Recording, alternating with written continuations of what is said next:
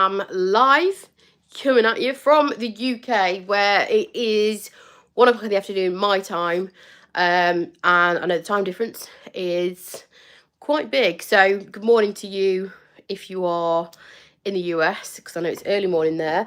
I am a Dixie Belle brand ambassador, and I go live here on Dixie Belle's YouTube channel every single week, 2 o'clock, 1 o'clock my time, 1 o'clock, 1 o'clock my time every Tuesday. And I just show you different products or different techniques that you can achieve with Dixie Belle Paint. Sometimes it is things that I'm working on currently in the workshop. Sometimes it's smaller crafty pieces, and sometimes it's just a demonstration of some of the Dixie Belle products that I don't always get to use on a regular basis.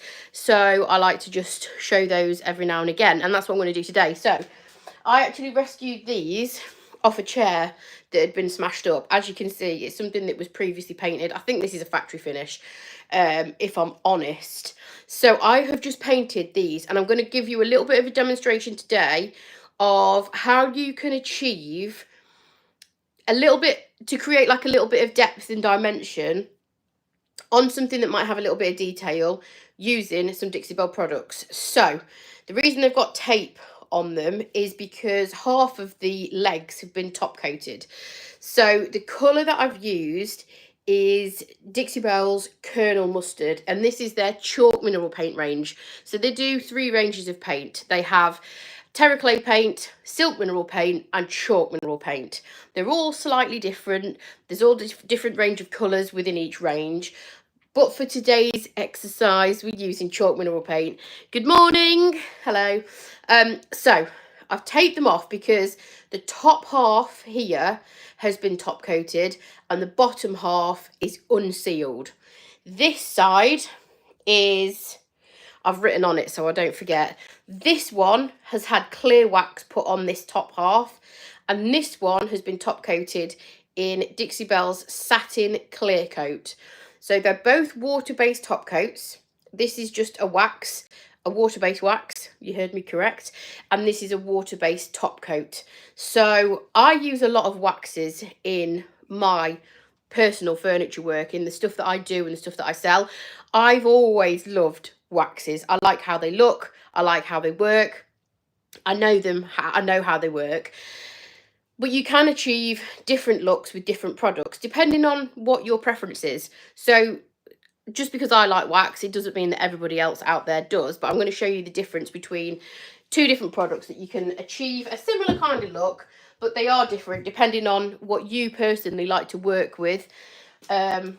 Some of you might not like wax. That's absolutely fine. Wax has its downsides, as does everything. So wax generally isn't as hard wearing as like a water-based top coat. But I love the fact that you can, I love how it looks. I like how it applies. I also like the fact that you've got lots of different colours. So you can also get white wax, brown wax, black wax. You can tint your own wax if you wanted to make your own colour. So I just love wax, if you can't already tell. Clear coat is brilliant because obviously it locks in your paintwork. It's pretty durable. It offers that protective coating. So this is a satin. You can just see there it's got a shine, versus the bottom bit, which is that flat matte finish because it's unsealed. So the downsides of clear coats, of water-based clear coats and varnishes, is that people can, not always, people can have problems applying them. And in my opinion, clear coats are more difficult to achieve a flawless finish than a wax. But that's, like I say, everybody's different. Everybody's got their different kind of methods and what works best for them. But I just wanted to show you how I would personally make that look a little bit more 3-dimensional. So at the minute, it's had 2 coats of Kernel Mustard. And as you can see, there is quite a lot of detail here, but it looks a little bit flat. So it looks a little bit 1-dimensional. It also has, there's no kind of darker or lighter shading. It doesn't really do much for this detail. It's just flat and boring. So if you wanted to emphasize the detail, and obviously I'm just showing it on a demonstration piece, but if the piece that you're painting has any kind of detail or carving or anything like that, or detail like this, this is a really, I'll show you two ways. This is a really good way of bringing that detail out. So the two products that I'm going to use today, and I've put one down somewhere. There we go. One is Glaze and one is wax. Two different products, similar kind of look, different application, and I'll show you the difference. That's probably the easiest way to do it. So they're both water-based products, and I know I've already said this once about wax, but Dixie Belle's Best Dang Wax is a water-based wax, which means it's not got any solvents in it. It doesn't smell horrible. It's super easy to work with, and it means that you can paint over the top of it if you want to change your piece in the future. So, how's best to do this? How is best to show you? I'll show you, shall I show you in the air? Yeah, I'll show you with wax first. Yeah, I'll show you with wax first. So, this is the waxed leg. So, the top half of this has had clear wax applied on it. The bottom half has had no wax applied on it. So, this is just paint. This is unfinished, untop coated, non-top coated paint. And you can use coloured wax on both. If you've used like a base of clear wax, and if you haven't used it, you can do it on both. Gives you slightly different results. I'll do it on the top half first. So I've just got some brown wax on my brush, and I'm just going to whack it on quite thick, like that. I'm going to concentrate it in the areas that are kind of recessed. So this is going to create a bit of shadow.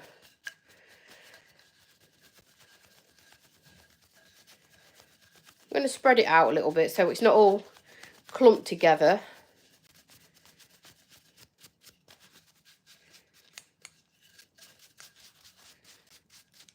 So as you can see, that's changed the colour at the moment. It's changed the colour. I'm also going to do exactly the same to the bit that I haven't put any wax on at all. So this is going straight over the top of chalk mineral paint. Use a bit more wax, getting it all in the detail. So because the unfinished part, which is this bit, as in I haven't put wax on it or anything, is a very matte finish, it's going to grab onto the coloured wax a lot more than what the top half is, because that clear wax that I've put on the top half is going to create a barrier between my coloured wax and the paint, whereas here there is no barrier. It is just straight over the top of chalk mineral paint. So it's going to grip onto the brown wax a little bit more than the top section. And like I say, this is just a demonstration of how the two are going to look a little bit different. Similar kind of thing, but the outcome is slightly different. So usually I would wait a little bit longer to buff this, but we'll do it now. So when I buff this, because you always have to buff wax, it removes the excess product off the surface, it stops it from being tacky, and it buffs it to a nice shine. So when I'm removing the excess of this, I don't think the camera quality is brilliant at the minute. There we go. I don't know if it's my Wi-Fi or something. Also, it's dark in the UK because it's winter. What type of wood is it? I have no idea. There's some old chair legs that I rescued off a chair that was smashed up. So I don't know. It has a factory finish on it. I've just painted it in 2 coats of Kernel Mustard chalk mineral paint, just for today's exercise, and then I will be putting them on the log burner afterwards. But I thought they'd be quite handy to give you a little demonstration on. So I'm going to buff the excess off, and areas that I really rub, the brown wax is going to pretty much come completely off. And the idea is, when you are using a product like wax or glaze, it's going to create more dimension and a little bit of shading. So if you leave it in areas that are recessed, like here, it's going to basically emphasize the detail that's on your piece and stop it looking so flat. Okay, so that has already created that little bit of shadow here, a little bit here. It's just added a little bit more dimension to that otherwise kind of flat look. And then I'm going to do exactly the same to the bottom half. Obviously here, there's a lot more detail going on, but there was no clear wax on top of the paint. So I've just used the brown wax straight over the top of the chalk mineral paint. And like I say, the chalk mineral paint is very, very flat matte. So the brown wax is going to grip onto that paintwork a little bit more, and it's not going to give me quite as much control as the top section. So as you can see, I was easily able to wipe back the brown wax, and it's just left it very, very subtle, kind of little bit here, just to make it a little bit more kind of three-dimensional. Here, it's pretty much changed the colour of the yellow paint. It's still left in all the kind of recessed areas. It's still created shadow and shading, but it is a different colour. So this has toned the yellow right down. Whereas this, because I had that clear wax on, I was able to wipe the brown wax off and pretty much go back to the yellow, which is one way of doing it. Like I say, there's no right or wrong, but it's just that one's going to give you a different result to the other. This is way more subtle. Also, if you're new to this kind of thing, it's more of like a safe kind of way of doing it, because you've got your clear wax down first. If you put your coloured wax over the top and you hate it, or you've gone a little bit heavy-handed, or you change your mind, you have far more control over how much brown wax you can pull off versus this. So this has toned it down. It's gone a lot more kind of ochre-y. It's changed the colour completely, and I can't wipe any more of that off because the paint has gripped onto the coloured wax. Whereas here, I've been able to wipe it back a little bit easier. So that's one way of making something that's quite flat and ordinary look a little bit more one-dimensional. Just in contrast, this is the piece that hasn't had any decorative effects put on it at all. So you can definitely see down here the difference. It emphasises all of the recessed areas, creates the shading, whereas this is just flat and one-dimensional. What happens if you put wax on top of silk paint with a built-in top coat? So a similar kind of effect to this. It has a built-in top coat. It's very easy to remove off of silk, but you can put a clear wax down as a barrier if you wanted to. Or what you can do, because this is a water-based wax, is use a baby wipe to wipe off, and that'll pull a little bit more off. Equally, if I used a damp rag, it would pull off more of the wax, because obviously it's a water-based wax. So you can absolutely wax over the top of silk. But like, it's because it's got that built-in top coat, it will give you a similar effect to something that you've already put a top coat over. For this one, I'm going to use Glaze. I don't use Glaze a lot at all, because I'm just personally prefer wax. But Glaze is really, really easy to use. I'm just using a premium chip brush to apply this, and the same applies to this leg. So the top half has had a water-based clear coat, and it's in satin, and the bottom half has had no top coat at all. So this is more of like a paint consistency, as you can see. It's got quite a long open time, which is what you want for glazes, because you want to be able to work it. You don't want it to start drying before you've had chance to do anything with it. So that's why it stays wet for a long time. It's meant to do that. And Dixie Belle sell loads of different colour glazes. I'm just showing you brown because it's going to give you a comparison against the brown wax. And all of the products that I'm using are water-based, so they're dead easy to clean up. You just obviously use water, bit of scrubby soap. That's normally how I clean my wax brushes and clean my brush that I've glazed with. So you just want a nice even kind of layer over the top of the whole thing, and then exactly the same, no top coat on the bottom. So this is going to grip onto the glaze a little bit more. Just making sure I've got it in all of the little areas of detail.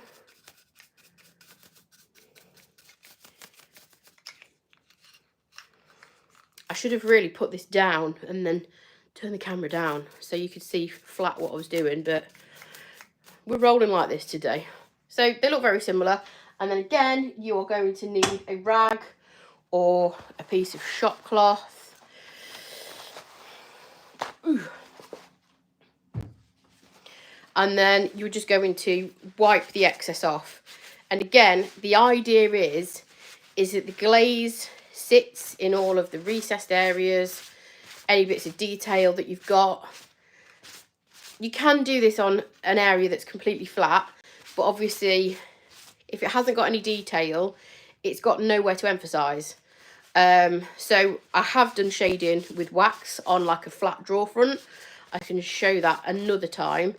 But really it comes into its own when you're using it on something that's got a little bit of detail. So you can really pull that back because I've clear coated the top. It's just left a little bit in there and a little bit around here. This is probably what you'd refer to as antiquing wax, because it's brown, same as the brown wax. It gives more of like a worn kind of antique-y look. And then I'm going to try it on here, and I don't know if I've ever put glaze over the top of something that hasn't been top coated. So we're all new to this part. Well, you might not be, you might have already done it. I know what I think might happen. Same kind of thing with the wax. It's not going to let me pull as much off. Yeah, and that's absolutely the case. I'll bring you closer in. Don't judge the rubbish paint job, because this was done very quickly last night, so that I had time for the paint to dry so that I could show you this demonstration today. So the glaze is sticking to the paint a little bit more. It's not letting me pull it off quite as much as this. I've got a bit of a... This is very subtle, very, very subtle. In fact, I'd probably, if it was me, I'd probably be inclined to do a second coat of glaze on this side, because if I'm using glaze, I want it to be visible. This is very, very subtle. As you can see, the same thing's happened again. The paint, because it's so matte and hasn't got that barrier between what I'm doing and the paintwork, it's got no top coat, it's got nothing to stop that glaze gripping onto the paint. It's pretty much changed the colour. It's knocked it down to a more muted tone, and you can see the glaze. I can't pull any more glaze off there. That's it. It's sat in all of the recesses. It's picked up a little bit of texture from my not so great paintwork, and it's really made it look more antique-y, definitely more so than here. And I'll just compare you from a distance. You can definitely see, I know this has got more detail here, but this to me looks pretty much untouched. Now if you'd have left it to dry a little bit longer, sometimes with glazes, like I say, they've got quite a long open time, so if you leave it to just sit a second, it might have meant that it sits in these areas a little bit better. But obviously we don't want to sit here waiting for glaze to dry. So that's the result. It is still visible. It might not be on the screen. It's still visible. It's very, very subtle. I don't know if you can see it any better in any light. Really subtle. Whereas that has just made it look a lot kind of more antique-y, and I can't get any more glaze off. Now, if I'd squirted a little bit of water on here, because it's water-based, I may be able to shift a little bit of it. But I really like that effect. I think that looks really nice, especially if you are going for that kind of heavily kind of antique look. So, just to compare the two side by side, it's quite a quick... I've only been on 20 minutes today. Quite quick. Quite quick. We haven't done any messing around. So, let me just remind myself which one's which. So, this is the glaze and this is the wax. Now, bear in mind, I would normally go back in with a microfiber cloth or a really soft rag and give that a final buff. So you can see the difference. This looks a little bit more matte, but like I say, with a final buff with a microfiber cloth, it'd give it a bit more of a sheen. And that is the clear coat and the glaze. So 2 different products, similar kind of effect, similar kind of technique, but it just depends what you like best. And then there's also other products that do something very similar as well. There's also a product called Dixie Dirt, which again it's more like it's a powder. Again, I don't use that very often either. We've all got products that we prefer and work best with. Wax is always going to be my thing. I love it, but the option for glaze is there as well.